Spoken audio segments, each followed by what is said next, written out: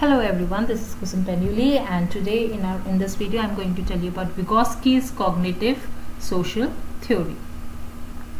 Now this course is solely for CTET, KVS and state TET examinations और हम इसमें देखते हैं कि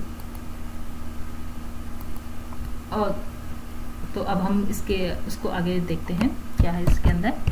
टॉपिक्स हम इसमें क्या डिस्कस करेंगे वो है about Vygotsky, elementary mental functions, Vygotsky's MKO, Vygotsky's ZPT and Vygotsky and language और classroom application. चलिए अब हम इसे थोड़ा डिटेल में पढ़ते हैं. About Vygotsky. Vygotsky जो थे वो 1934 में बॉर्न हुए थे. He died at the age of 38. बहुत ही जल्दी इनकी डेथ भी हो गई थी. वो सिर्फ 38 ईयर्स के थे. He laid the foundation with cognitive theory. इन्होंने स्टार्टिंग कैसे करी? कॉग्निटिव थ्योरी को डेवलप करके. Then later became famous with the social development. इन्होंने सोशल डेवलपमेंट के लिए काफ़ी काम करा और his socio-cognitive theory created difference. इन्होंने एक socio-cognitive theory डेवलप करी थी जिससे कि काफ़ी कुछ डेवलपमेंट स्टेज में काफ़ी सुधार आए थे. अब हम आते हैं Vygotsky's एलिमेंट्री मेंटल फंक्शन. इसमें हम एक अलग टाइप्स ऑफ स्टेजेस हैं जो हम इसको डिस्कस करेंगे. सबसे पहले आता है आपका अटेंशन. अब हम इसे बच्चे की एक चाइल्ड के पर्सपेक्टिव से हम इसको सोचेंगे. अटेंशन इस टाइम पे क्या होता है कि इस लेवल में जो बच्चा होता है वो अटेंशन सीकर होता है. उसको क्या चाहिए? उसे अटेंशन चाहिए. उसको है कि जो उसके आसपास लोग हैं वो उसकी तरफ ही देखते रहें. वो कभी भी खाली ऐसी कोई से इग्नोर करे, उसकी तरफ देखने उसे वो चीज़ पसंद नहीं है. देखा आपने, अगर उसे कोई देखता नहीं है तो फिर वो रोने लग जाता है. उसको भूख लग रही है, उसे वो रोता है, उसे दूध चाहिए उस टाइम पे या खाना चाहिए. तो वो अटेंशन सीकर होता है, बहुत छोटा होता है उस टाइम पे. Then is sensation. इस लेवल में क्या होता है, जो बच्चा होता है वो सेंस करने लगता है चीज़ों को. जैसे कि वो हर एक चीज़ को टच करके सेंस करता है. वो अपनी मदर को टच कर रहा है, वो उसे सेंस हो रहा है कि उसकी मदर है. या वो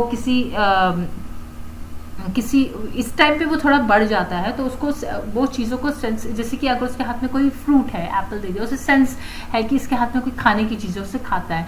या कोई भी चीज़ उसके हाथ में पकड़ाता है उसको मुंह पे ले जाता है. वो चीज़ों को सेंस करने लगता है कि ये चीज़ है यहाँ पर. Then is your perception. इस एज में वो परसीव करता है चीज़ों को. वो क्या देख रहा है, वो क्या उसके सामने सराउंडिंग्स है, क्या एनवायरनमेंट है, वो उस चीज़ को परसीव कर रहा है, मतलब दिमाग में ले रहा है, बिठा रहा है कि ये चीज़ें इसके आसपास चल रही है. तो वो उसको किस तरह से सोच रहा है वो उसके दिमाग में वो उस चीज़ को हम परसेप्शन कहेंगे. मेमोरी. अब वो ये एक स्टेज होती है जब वो की चीज़ों को मेमोराइज करने लगता है.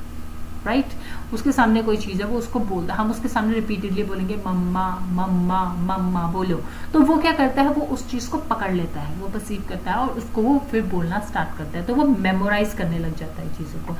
इस एज में ये स्कूल की एज तक रहता है. ये उसके अराउंड 5-6 ईयर्स तक उसके दिमाग में चीज़, ये जो मेमोरी वाला स्टेज होता है रहता है, क्योंकि वो चीज़ों को मेमोराइज, रोट लर्निंग करने लगता है इस एज पे. वो मेमोराइज, इमिटेट करता है. Right. Now we come to Vygotsky's MKO, that is more knowledgeable other. यहाँ पर देखिए someone who has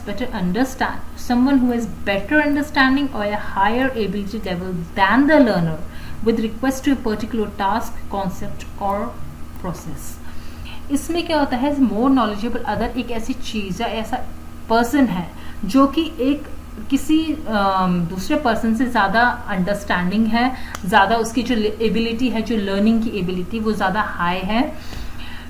ये कब होता है, जब सपोज हम किसी बच्चे को कोई टास्क दे रहे हैं, कोई प्रॉब्लम दे रहे हैं, उसको वो करने में डिफ़िकल्टी आ रही है, तो ये होता है ना कि हम किसी और पर्सन को उसके पास भेज देते हैं कि ज़रा इसकी हेल्प कर दो. लेकिन ये चीज़ यहाँ पर ध्यान रखनी है कि मोर नॉलेजेबल अदर जो होता है वो सिर्फ गाइड करता है. वो गाइड करता है, वो खुद वो चीज़ नहीं करता है, वो गाइड करता है. अब MQ need not to be a person at all. It can be electronic gadget, program etcetera. देखिए कई बार ऐसे होता है कि हमें कोई काम दे रखा है, कुछ वर्क है हमारे पास और हमें वो चीज़ समझ नहीं आ रही, तो हम कई बार गैजेट्स का यूज़ करते हैं. इंटरनेट में हम सर्च करते हैं गूगल में कि इसका मीनिंग क्या है, कोई मीनिंग समझ नहीं आ रहा है, कोई चीज़ हमें ढूंढनी है. तो ये इस टाइम पे हमारे लिए वो जो फ़ोन है वो हमारे लिए मोर नॉलेजेबल अंदर हो गया. That means it is more knowledgeable than us. हमें जो वर्क दिया है वो हमें नहीं आ रहा है, तो हम किसी और चीज़ का सपोर्ट ले रहे हैं उसको करने के लिए. तो that is your more knowledgeable other. Then we come to Vygotsky's ZPT, that is Zone of Proximal Development. अब ये क्या है, इसमें है skills are too difficult for a child to master on his her own, but that can be done with guidance and encouragement from a knowledgeable person. इसमें क्या होता है प्रॉक्सिमल डेवलपमेंट में कि वो जो कोई स्किल हमने चाइल्ड को दिया है वो उसके लिए खुद करना इज नॉट पॉसिबल, वो उसको बहुत डिफिकल्टी हो रही है वो चीज़ करने के लिए।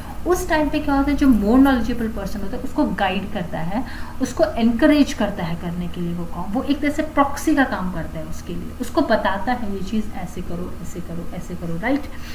यहाँ पर क्या चलता है concept, what is known to what is non known.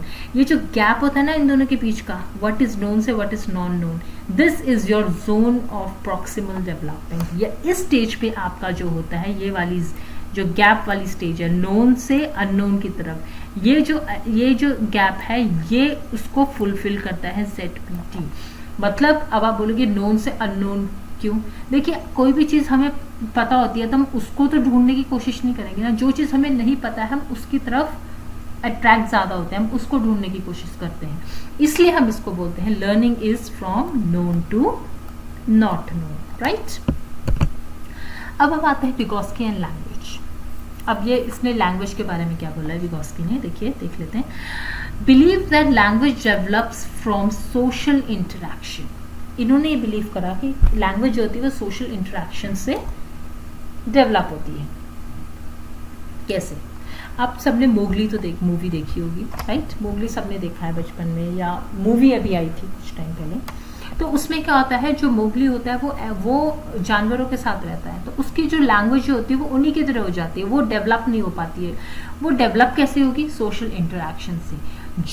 जब एक बच्चा ह्यूमन से इंटरेक्ट करता है, अपने पेरेंट्स से, फैमिली मेम्बर्स से, बाहर जाता है सोसाइटी से, फ्रेंड्स से, नेबर्स से, किसी से, पीयर्स से, तो उससे क्या होता है, उसके अंदर लैंग्वेज जो होती है वो डेवलप होने शुरू हो जाती है। जैसे हम जो एक बच्चा अपने घर में अपनी मदर टंग बोलता है, राइट, लेकिन जब वो बाहर निकलता है, वो स्कूल में जाता है, तो वो और तरह की लैंग्वेजेस, तब फिर वो किसी और से कांटेक्ट में होता है जिसको कोई और लैंग्वेज आती है, तो इस तरह से क्या होता है, जब वो सोशल इंटरेक्शन करता है उस टाइम पर जो लैंग्वेज होती है वो डेवलप होती है। Inner speech is to a large extent thinking in pure meaning. देखिए यहाँ इनर स्पीच की बात हो रही है, इंट्रापर्सनल कम्युनिकेशन। इसमें क्या होता है कि हम जब खुद से बात करते हैं, वो एक प्योर मीनिंग होता है थिंकिंग का, खुद से बात करना। हमारे दिमाग में देखिए, हम जब किसी से बात करते हैं, किसी और से बात, तो काफ़ी चीज़ें हम मैनिपुलेट कर लेते हैं, हमारे दिमाग में कुछ चल रहा होता है, हम कुछ और बता देते हैं दूसरे को। लेकिन जो इनर स्पीच होती है वो ट्रू होती है, प्योर होती है। क्यों? क्योंकि हम खुद से झूठ नहीं बोल पाते हैं, हमारे दिमाग में जो चल रहा है वही हमारी इनर स्पीच है, वो प्योर होती है। थिंकिंग जो हमारे दिमाग में चल रही है वही वो इनर स्पीच है। Now, according to Vygotsky, language plays two critical roles in cognitive development. अब Vygotsky ने लैंग्वेज के दो क्रिटिकल रोल बताए हैं कॉग्निटिव डेवलपमेंट में। वो क्या है? It is the main means by which adults transmit information to children. देखिए ये एक ऐसा इसका एक रोल, मेन रोल क्या है, जब एक एडल्ट जो होता है, जो बड़े होते हैं, वो चाइल्ड से किस तरह से कम्युनिकेट करता है, किस तरह से वो बोल रहा है, वो ट्रांसमिट कर रहा है अपनी इंफॉर्मेशन। एक तो वो हो गया आपका एक क्रिटिकल रोल, एंड दूसरा होता है आपका language itself becomes a very powerful tool of intellectual adaptation. Language जो है अपने आप ही एक बहुत पावरफुल टूल बन जाता है इंटेलेक्चुअल एडेप्टेशन का। मतलब कि जब हम किसी से बात करते हैं तो हमारी जो अंदर की जो इंटेलिजेंस होता है, हमारी थिंकिंग होती है, जो भी हम किसी चीज़ को लेके कॉन्सेप्ट है हमारा, हम क्या सोचते हैं उसके बारे में, क्या परसेप्शन है हमारा, वो हम चीज़ जो है लैंग्वेज के थ्रू बताते हैं। ऑब्वियसली देखिए, आपको कुछ भी अपनी थिंकिंग बतानी है, कुछ भी बताना है, तो वो आप लैंग्वेज के थ्रू बताओगे, राइट। तो ये हमारे दो क्रिटिकल रोल हो जाते हैं, एक वो जो कि एडल्ट ट्रांसमिट करता है इंफॉर्मेशन चिल्ड्रन को, और दूसरा वो जबकि लैंग्वेज खुद बहुत ही पावरफुल टूल बन जाती है इंटेलेक्चुअल एडेप्टेशन के लिए। अब देखिए इसमें एक है क्लासरूम एप्लीकेशन। अब ये जो विगोस्की ने जो बताया है, जो थ्योरी दी है, इसके अकॉर्डिंग ये हम क्लासरूम में किस तरह अप्लाई करते हैं। देखिए इसमें एक है स्कैफोल्डिंग।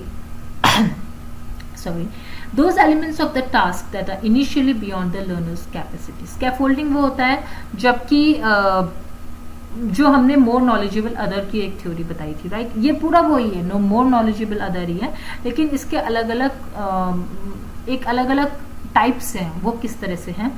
स्कैफोल्डिंग होता है जबकि कोई टास्क दिया जाता है किसी चाइल्ड को और वो उसे नहीं कर पाता है, उसकी एबिलिटी से वो बियॉन्ड है, वो नहीं कर पा रहा है, उसको कैपेसिटी, उसकी कैपेसिटी में नहीं है वो, तो इस टाइम पे एक मोर नॉलेजेबल अदर जो उससे इंटेलिजेंट जो थोड़ा बच्चा होगा उसको उससे के साथ को बता दिया जाता है, उसको वो दे दिया जाता है कि आप इसकी हेल्प ले सकते हैं. Then is your peer learning. Peer learning में क्या होता है, कोई एक, जैसे ये स्कैफोल्डिंग है, सेम इसी तरह से जो टीचर होती है वो जो बेस्ट बच्चा होता है जो क्लास में उसको चूज करती है और फिर वो उसको उस बच्चे को जिसको हेल्प चाहिए उसके साथ बिठा देती है और बोलती है आप इसकी हेल्प करिए.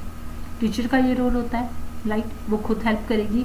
और अगर उस पर और बहुत सारे बच्चे हैं those who are facing the same problem, तो उस टाइम पे वो उसके लिए पॉसिबल नहीं हो पाता है वो चीज़ करना, तो वो क्या करेगी, जो बेस्ट सूटेबल पर्सन होगा उस टाइम पे वो उस बच्चे को जो जिसको हेल्प चाहिए उसके साथ बिठा देती है, उसको हेल्प करने के लिए बोलती है. Then is a collaborative learning. इसमें क्या होता है, ग्रुप स्टडी काइंड की हो जाती है.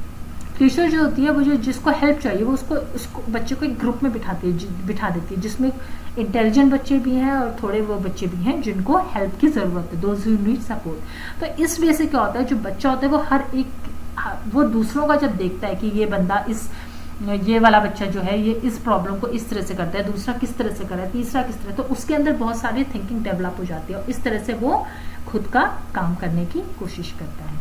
So this is all we have here in Vygotsky's learning. Let's meet in the next video. Till then, take care.